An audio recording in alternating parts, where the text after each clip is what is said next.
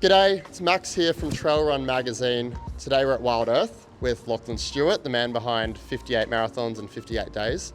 And I heard there's something pretty exciting that we've got to check out today. Oh, look what we have here. This one looks familiar. This looks very familiar. Great We've got hat. Yeah Buddy hats are now stocked at Wild Earth. We've got the Legionnaire, we've got Brooks' hat, we've got Lockie's hat, as you can see on his head. We've got this one. Yeah, I think so. As I said before, I'm here with Lachlan Stuart, the man behind 58 marathons in 58 days in 58 states. Do you want to tell us a little bit about yourself, Lachlan? Thanks, Max.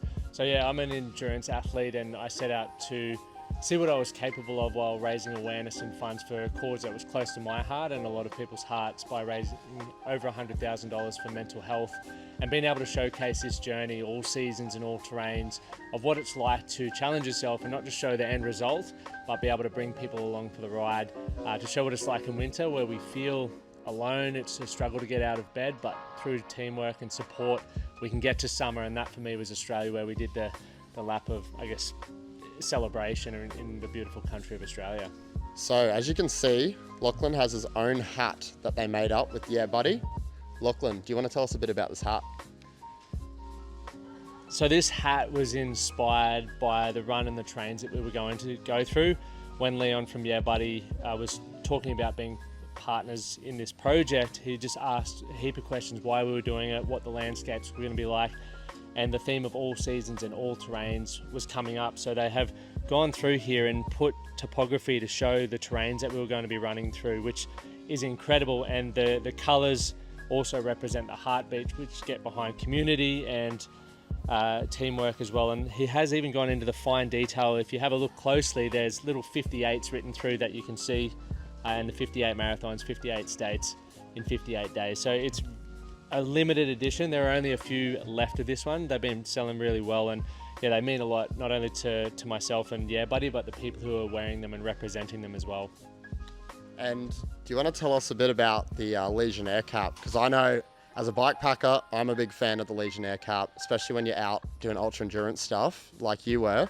Tell us a bit about that as well.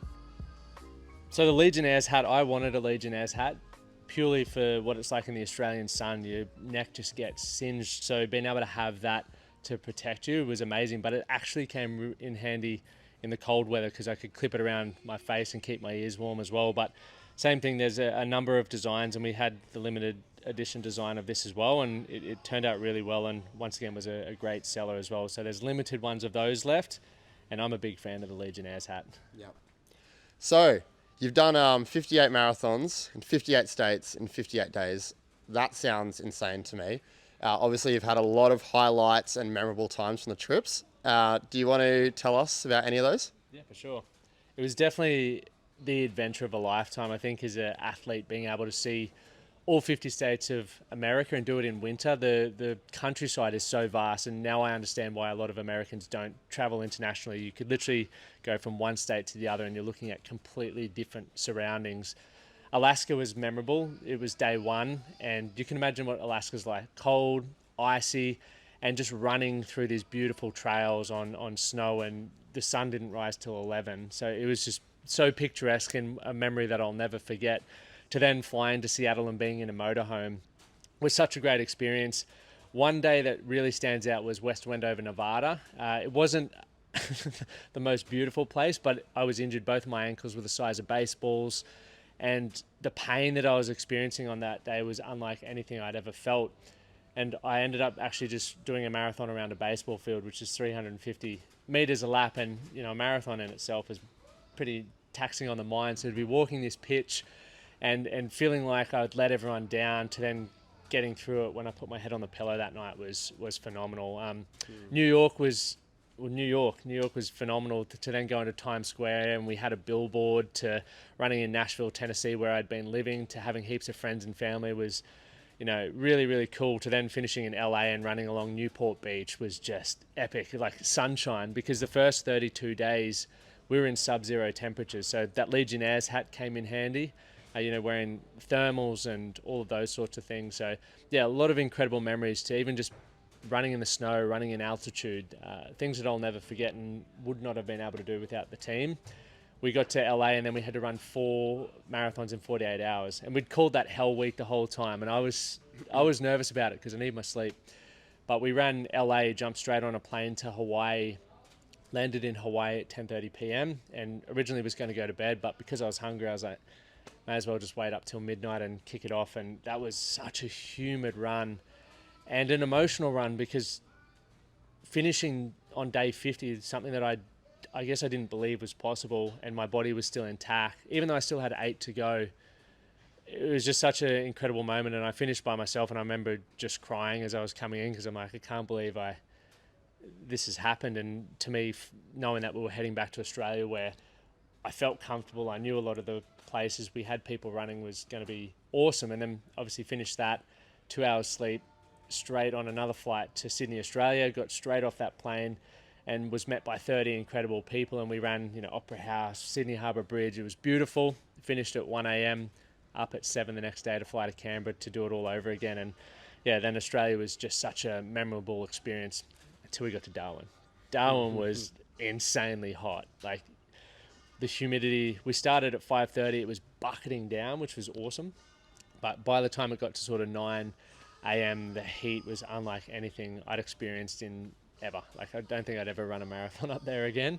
And then, yeah, finishing in Brisbane, the home state, was magical. You don't really understand the impact that it was happening. We were documenting it. We were reaching 4 million plus people on the social channels. But then running into Howard Smith Wharfs and just seeing hundreds of people lined up to see you finish. Yeah, surreal. And to hear the stories of, like, parents watching it with their kids are like, how's Lockie doing today? And, how is the fundraising going? It just, yeah, it's hard to put into words. I'm so grateful we got the opportunity to do that. Wow.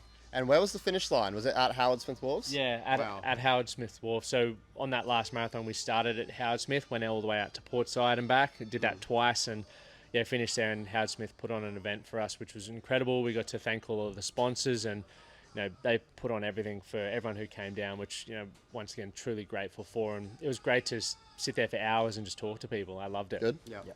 Being an endurance athlete myself, I know that must take a lot of training and physical preparation. Do you want to run through part of that? Yeah, for sure. So the training was something that I didn't know what I was stepping into. I'm fortunate I had James Lawrence, the Iron Cowboy, with a bit of guidance, but then an amazing coach, Dean Wicks, here from Brisbane. And when we were talking about what it was, he's like, I've never trained anyone to do anything like this before, but let's just try and keep you injury free. So we trained as if I was training for one marathon, obviously without as much intensity, because we weren't trying to go for time. We were just looking at completion. And he said, hey, the first couple of weeks of this endurance event will also be training. So he just was like, let's remain injury free. So we built up, we literally stripped all the way back to about, I think it's 60 kilometers a week, and did a 16-week build to where I was doing about 140 kilometers a week. And yeah, then obviously we were doing up 297-ish kilometers a week after that, which was, it was good fun. And one thing that I wanted to get my head around was what it felt like to run back-to-back marathons. So I sort of deviated the plan a little bit just to do 2 back-to-back marathons. So I understood how I woke up and what that felt like. And also just mentally to know that you can sort of back it up and get through that.